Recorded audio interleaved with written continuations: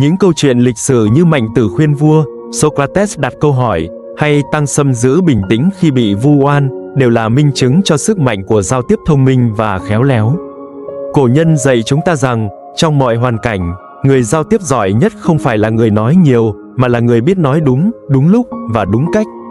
Lời mở đầu cho hành trình học hỏi từ cổ nhân. Trong bài video này, chúng ta sẽ cùng khám phá 9 kỹ năng giao tiếp từ cổ nhân, những bài học vượt thời gian, không chỉ giúp bạn cải thiện khả năng giao tiếp mà còn truyền cảm hứng để sống ý nghĩa hơn. Những kỹ năng này không phải là những mẹo nhỏ, nhất thời, mà là nền tảng vững chắc để bạn ứng dụng vào mọi lĩnh vực cuộc sống. Hãy sẵn sàng, bởi hành trình học hỏi từ cổ nhân sẽ không chỉ thay đổi cách bạn giao tiếp mà còn mở ra những cơ hội mới, giúp bạn trở thành phiên bản tốt nhất của chính mình. Vì sao bài học giao tiếp từ cổ nhân vẫn luôn trường tồn? Có bao giờ bạn tự hỏi, giữa thời đại công nghệ và kết nối hiện nay, tại sao chúng ta vẫn tìm về những triết lý giao tiếp của cổ nhân? Điều gì khiến những bài học từ hàng ngàn năm trước không chỉ tồn tại mà còn ngày càng trở nên sâu sắc và giá trị? Câu trả lời nằm ở chính bản chất của giao tiếp. Giao tiếp không chỉ là lời nói hay hành động, mà là nghệ thuật kết nối tâm hồn, xây dựng sự thấu hiểu và tạo dựng mối quan hệ bền vững. Trong thế giới cổ đại, nơi không có mạng xã hội hay công nghệ hiện đại, con người đã biết cách biến giao tiếp thành sức mạnh. Các bậc hiền triết như Khổng Tử, Mạnh Tử không chỉ dạy cách nói, mà còn dạy cách nghe, cách đồng cảm, và cách dùng lời nói để thuyết phục và cảm hóa lòng người. Bài học giao tiếp, hơn cả nghệ thuật, là triết lý sống. Những bài học giao tiếp từ cổ nhân không phải là những quy tắc cứng nhắc. Đó là những triết lý ẩn chứa sự khôn ngoan và nhân văn sâu sắc. Họ hiểu rằng, giao tiếp không chỉ là kỹ năng mà còn phản ánh nhân cách và đạo đức của một con người. Khổng Tử từng nói, lời nói đẹp có thể lay động trái tim, nhưng chỉ có sự chân thành mới chạm đến linh hồn. Đã trở thành kim chỉ nam trong mọi cuộc đối thoại, cổ nhân không chỉ quan tâm đến việc nói sao cho hay, mà còn nhấn mạnh tầm quan trọng của sự lắng nghe, thấu hiểu, và cả sự im lặng đúng lúc. Những triết lý này, dù nghe tưởng chừng đơn giản, nhưng lại là chìa khóa giúp giải quyết xung đột, kết nối mối quan hệ, và xây dựng uy tín vững bền. Sức hút vượt thời gian của triết lý cổ nhân. Hãy tưởng tượng, bạn đang đứng giữa một thế giới ồn ào, nơi mọi người đều muốn lên tiếng mà quên mất giá trị của việc lắng nghe. Lúc này, những bài học từ cổ nhân như một ngọn đèn soi sáng, luôn nhắc nhở rằng giao tiếp không phải là cuộc đua tranh luận mà là hành trình tìm kiếm sự đồng cảm. Lắng nghe chân thành, nghệ thuật kết nối lòng người. Trong giao tiếp, bạn đã bao giờ lắng nghe ai đó một cách thực sự? Không ngắt lời, không vội vàng phản hồi, mà chỉ đơn thuần là chú tâm và cảm nhận. Nếu chưa, bạn có thể đã bỏ lỡ một sức mạnh phi thường trong việc xây dựng mối quan hệ, lắng nghe chân thành. Khổng Tử từng nói, biết lắng nghe là bước đầu để hiểu người khác. Và từ sự thấu hiểu ấy, mọi mối quan hệ sẽ nảy nở. Lắng nghe không chỉ là việc nghe bằng tai, mà là việc mở lòng và đặt toàn bộ sự chú ý vào người đối diện. Khi bạn lắng nghe một cách chân thành, bạn không chỉ hiểu nội dung họ nói mà còn cảm nhận được cảm xúc và suy nghĩ ẩn sau lời nói ấy. Lắng nghe không đơn giản là im lặng. Nhiều người lầm tưởng rằng lắng nghe nghĩa là chỉ im lặng và để đối phương nói. Nhưng cổ nhân dạy rằng lắng nghe hiệu quả còn đòi hỏi sự tương tác tinh tế. Một cái gật đầu, một ánh mắt chăm chú, hay một câu hỏi ngắn đúng lúc là cách để bạn thể hiện rằng mình đang quan tâm và trân trọng câu chuyện của người khác. Sức mạnh của lắng nghe chân thành. Lắng nghe chân thành có thể xoa dịu cơn giận, hóa giải hiểu lầm, và tạo nên sự tin tưởng. Nó không chỉ giúp bạn hiểu đối phương mà còn khiến họ cảm thấy được công nhận, được tôn trọng. Những nhà lãnh đạo vĩ đại như Abraham Lincoln hay Nelson Mandela đều sử dụng kỹ năng lắng nghe để thấu hiểu đồng đội và kết nối mọi người. Thực hành lắng nghe mỗi ngày. Hãy thử một lần lắng nghe mà không vội nghĩ cách phản hồi. Đặt câu hỏi như, điều này có ý nghĩa gì với bạn? Hoặc đơn giản nói, tôi hiểu cảm giác của bạn. Những hành động nhỏ này sẽ giúp bạn tạo nên sự kết nối sâu sắc hơn. Giống như cổ nhân từng làm, lắng nghe chân thành không chỉ là kỹ năng, mà còn là nghệ thuật chạm đến trái tim người khác. Câu chuyện của Quản Trọng dạy chúng ta rằng, nói đúng không chỉ là nói sự thật mà còn là cách trình bày sao cho đối phương dễ tiếp nhận. Ngôn từ cần chân thành, rõ ràng và mang tính xây dựng. Khi giao tiếp, hãy suy nghĩ trước khi nói, lời này có giúp ích gì không? Và đối phương sẽ cảm thấy thế nào khi nghe điều này? Biết cách sử dụng ngôn từ không chỉ giúp bạn đạt được mục tiêu mà còn xây dựng được sự tôn trọng và mối quan hệ bền vững với người khác. biết cách sử dụng ngôn từ, sức mạnh của lời nói. Ngôn từ là vũ khí sắc bén nhất mà con người sở hữu. Khi được sử dụng khéo léo, nó có thể khơi dậy cảm hứng, hàn gắn mâu thuẫn và thậm chí thay đổi cả vận mệnh của một quốc gia. Nhưng khi sử dụng sai, ngôn từ cũng có thể gây tổn thương sâu sắc và phá hủy các mối quan hệ. Cổ nhân thường nhắc nhở, lời nói chẳng mất tiền mua. Lựa lời mà nói cho vừa lòng nhau. Biết cách sử dụng ngôn từ không chỉ đơn thuần là nói hay mà còn là nói đúng. Đúng người, đúng thời điểm và đúng cách. Một câu chuyện nổi tiếng về Quản Trọng, một nhà chính trị lỗi lạc thời Xuân Thu, đã minh chứng rõ ràng cho sức mạnh của ngôn từ trong việc thay đổi cục diện chính trị. Câu chuyện về Quản Trọng và sức mạnh của lời khuyên đúng chỗ. Vào thời Xuân Thu, Tề Hoàn Công, vị vua nổi tiếng của nước Tề, là một người có tài nhưng nóng nảy, thường không lắng nghe lời khuyên của người khác. Khi Quản Trọng được bổ nhiệm làm tướng quốc, ông hiểu rằng nếu muốn vị vua này lắng nghe, ngôn từ của ông phải thật sự thuyết phục và tinh tế. Trong một lần, Tề Hoàn Công muốn áp dụng một chính sách thuế nặng đối với nông dân. Nhiều quần thần ra sức phản đối, nhưng tất cả đều thất bại. Quản Trọng không trực tiếp nói rằng chính sách này sai. Thay vào đó, ông bắt đầu bằng cách kể một câu chuyện về một con ngựa quý bị đánh mất vì người chủ quá tham lam, buộc con ngựa phải làm việc quá sức mà không được nghỉ ngơi. Ông nhấn mạnh, ngựa quý cần được chăm sóc mới có thể cống hiến lâu dài. Người dân cũng như vậy, nếu bị áp bức quá mức, họ sẽ kiệt sức và không thể cống hiến cho đất nước. Lời khuyên của ông nhẹ nhàng nhưng thâm thúy, giúp Tề Hoàn Công hiểu ra vấn đề mà không cảm thấy bị chỉ trích. Nhờ vậy, nhà vua thay đổi chính sách và nước Tề ngày càng phồn thịnh. Sử dụng ngôn từ khéo léo, nghệ thuật nói mà không tổn thương. Tôn trọng là một hành động lan tỏa. Điều tuyệt vời là sự tôn trọng có tính lan tỏa. Khi bạn đối xử với người khác bằng sự tôn trọng, họ cũng sẽ đáp lại bạn với thái độ tương tự. Hơn nữa, tôn trọng không chỉ giúp cải thiện mối quan hệ mà còn xây dựng được uy tín cá nhân và tạo dựng môi trường giao tiếp lành mạnh. Sự tôn trọng không chỉ là một nguyên tắc giao tiếp, mà còn là biểu hiện của nhân cách. Hãy nhớ rằng, một lời nói nhẹ nhàng, một cử chỉ lịch thiệp, hay chỉ đơn giản là sự lắng nghe chân thành, cũng có thể khiến đối phương cảm nhận được giá trị của mình trong cuộc trò chuyện. Tôn trọng người đối thoại, nền tảng của giao tiếp thành công. Bạn có nhận thấy rằng, trong bất kỳ cuộc trò chuyện nào, sự tôn trọng luôn là cầu nối tạo nên sự thấu hiểu và thiện cảm. Tôn trọng không chỉ được thể hiện qua lời nói, mà còn qua cách bạn lắng nghe, thái độ bạn dành cho người đối diện, và cả cách bạn ứng xử khi bất đồng quan điểm.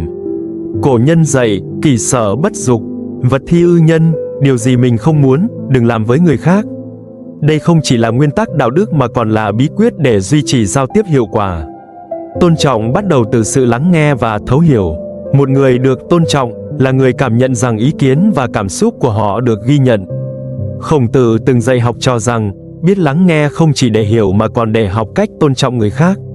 Khi bạn lắng nghe người đối thoại một cách chân thành, không ngắt lời, không phán xét, bạn đã gửi đi thông điệp rằng họ quan trọng và ý kiến của họ đáng được trân trọng. Trong một câu chuyện nổi tiếng, Mạnh Tử, triết gia lớn của Nho giáo, từng gặp vua Tề Tuyên Vương, người nổi tiếng là nóng nảy và kiêu ngạo. Thay vì phê phán trực diện những sai lầm của nhà vua, Mạnh Tử bắt đầu bằng cách tán dương những điểm tốt của vua. Sau đó, ông khéo léo đề xuất cải cách thông qua những câu chuyện giàu hình tượng. Nhờ cách tiếp cận tôn trọng và tinh tế, Mạnh Tử không chỉ thuyết phục được vua Tề mà còn nhận được sự kính trọng sâu sắc. Thể hiện tôn trọng trong những tình huống khó khăn. Tôn trọng không chỉ dễ thực hiện trong những cuộc trò chuyện êm đềm, mà còn cần được giữ vững khi đối mặt với bất đồng quan điểm. Thay vì chỉ trích hay áp đặt ý kiến, hãy học cách trình bày quan điểm một cách nhẹ nhàng và đặt mình vào vị trí của đối phương. Hãy thử nói, tôi hiểu cách nhìn của bạn, nhưng tôi nghĩ chúng ta có thể xem xét thêm một khía cạnh khác. Hoặc điều bạn nói rất đáng suy ngẫm, và tôi muốn chia sẻ ý kiến của mình để chúng ta cùng tìm giải pháp. Tôn trọng là một hành động lan tỏa. Điều tuyệt vời là sự tôn trọng có tính lan tỏa.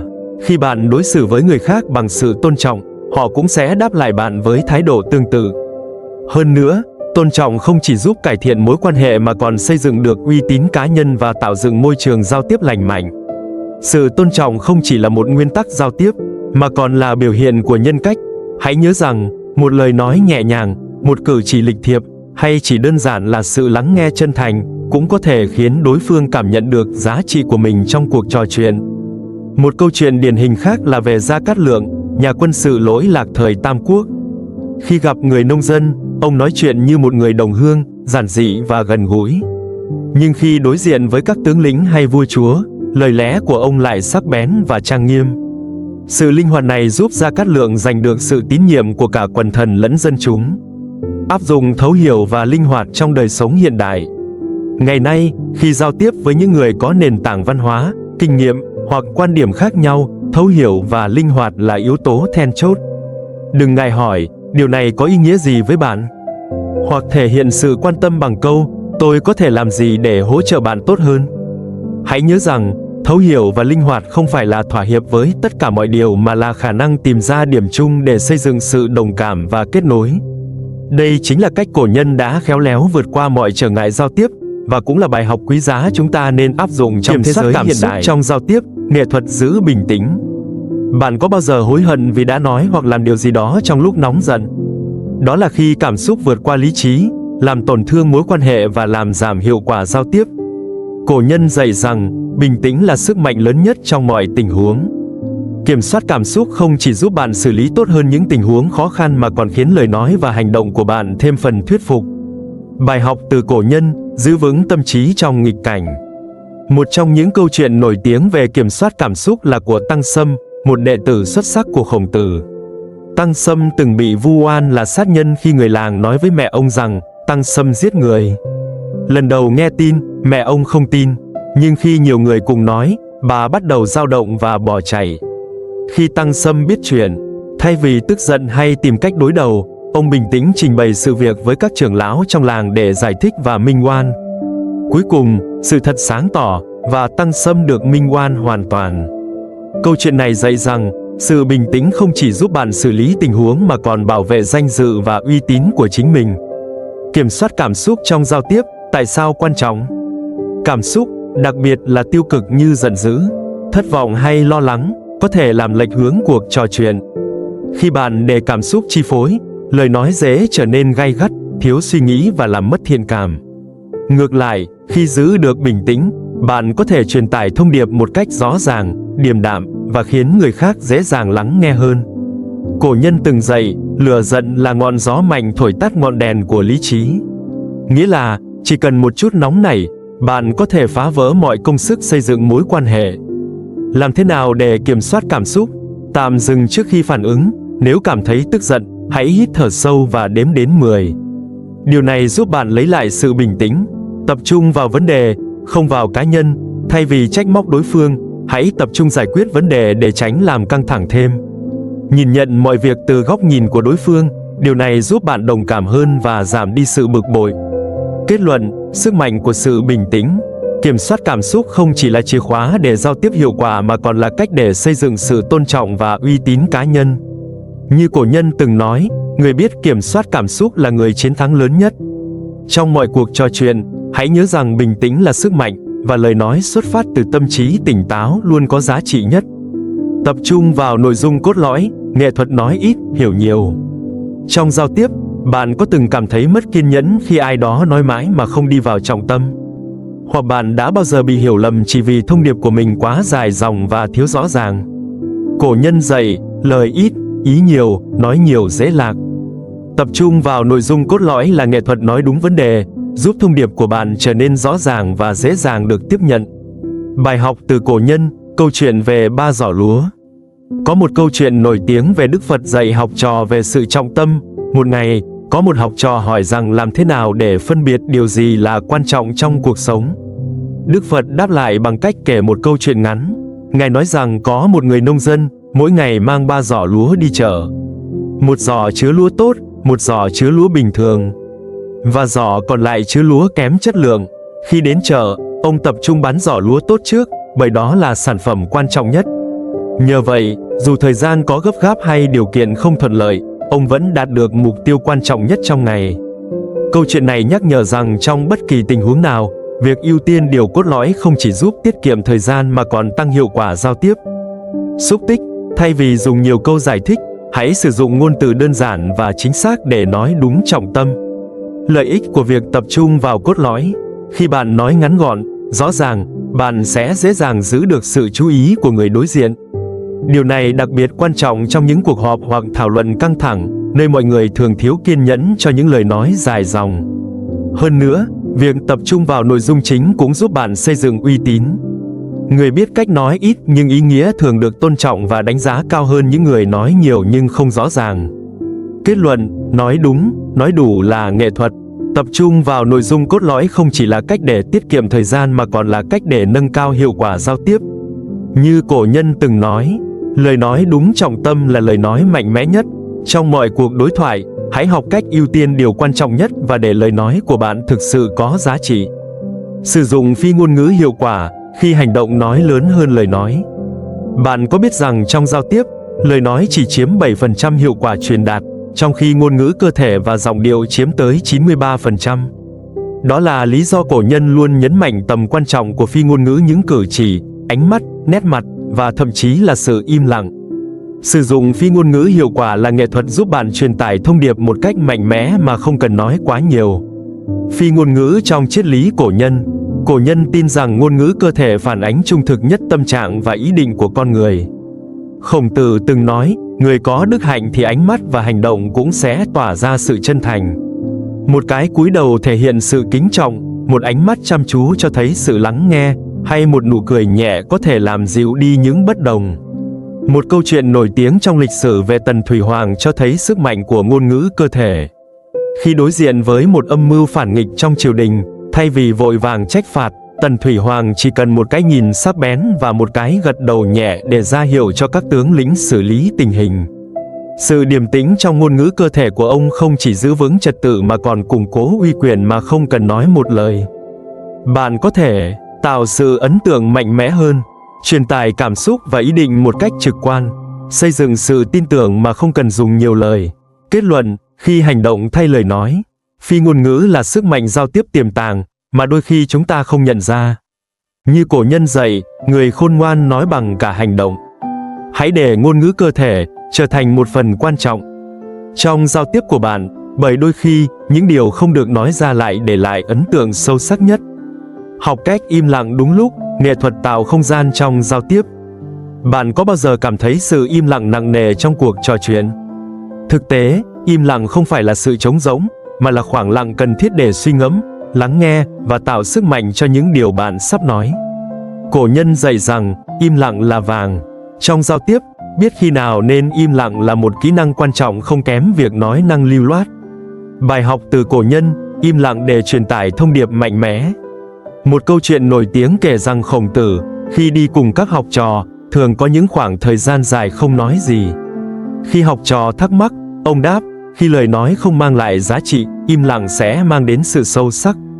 Một ví dụ khác là Lão Tử, người sáng lập đạo giáo, đã từng từ chối tranh luận gay gắt trong triều đình mà chọn cách im lặng rời đi. Lợi ích của sự im lặng đúng lúc. Sự im lặng không chỉ mang lại không gian để suy nghĩ mà còn tạo sức nặng cho lời nói của bạn. Người biết khi nào nên im lặng thường được xem là người sâu sắc, biết điều và đáng tin cậy. Ngoài ra, im lặng đúng lúc còn giúp tránh những hiểu lầm không đáng có. Nó tạo cơ hội để cả hai bên nhìn nhận vấn đề một cách thấu đáo hơn trước khi tiếp tục cuộc trò chuyện. Kết luận, sức mạnh tiềm ẩn của sự im lặng. Như cổ nhân từng nói, lời nói có thể mang lại ánh sáng, nhưng sự im lặng là ánh trăng chiếu rọi mọi điều. Học cách im lặng đúng lúc không chỉ là một kỹ năng mà còn là nghệ thuật thể hiện sự khôn ngoan và chiều sâu trong giao tiếp. Hãy để im lặng trở thành người bạn đồng hành, giúp bạn đạt được hiệu quả và sự tôn trọng trong mọi cuộc trò chuyện. Đặt câu hỏi khéo léo, nghệ thuật mở khóa tâm hồn đối phương. Bạn có biết, những câu hỏi thông minh không chỉ giúp bạn hiểu rõ hơn về người đối diện mà còn thể hiện sự quan tâm và tôn trọng.